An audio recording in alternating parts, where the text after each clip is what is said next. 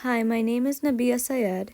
My name is Tanya Varia. Welcome to our project about cognitive dissonance. Do teens respond to cognitive dissonance through emotions or through logic? Cognitive dissonance refers to the concept of having two conflicting beliefs at a time and experiencing mental discomfort. Cognitive dissonance affects everyone from time to time, and people have to change their actions or thoughts to remove the uneasy feeling. Teenagers in particular are at an age where their views are being shaped and they experience and learn about many different situations. Therefore, it is highly likely that they experience cognitive dissonance from time to time. The purpose behind this experiment is to discover if their actions to repeal cognitive dissonance comes from logic or emotion. Cognitive dissonance is a major aspect of social psychology. The term cognitive dissonance was coined after an experiment performed by Leon Festinger in 1957. Festinger conducted a study on some members of a cult in order to learn about how far they were willing to go for their beliefs.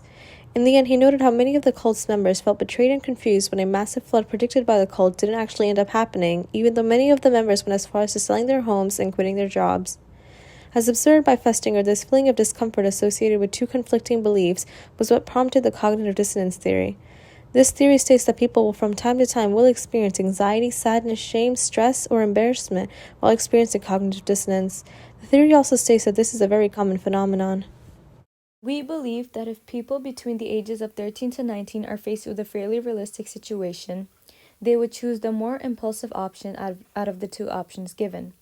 This is because people of this age usually tend to react based on emotions due to their age and developing minds.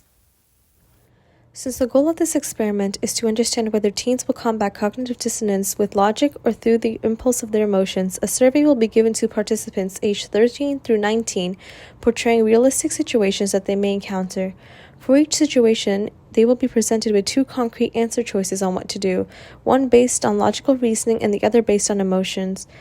After each participant has completed the survey, a tally will be made in order to determine if that participant has answered questions leaning more towards the logical option or the more emotional option, or both. Afterwards, the data will be compiled and analyzed to determine the number of participants who acted logically most of the time, emotionally most of the time, or were split between the two. The following are all the survey questions we asked our participants. We received a total of 35 responses for each question.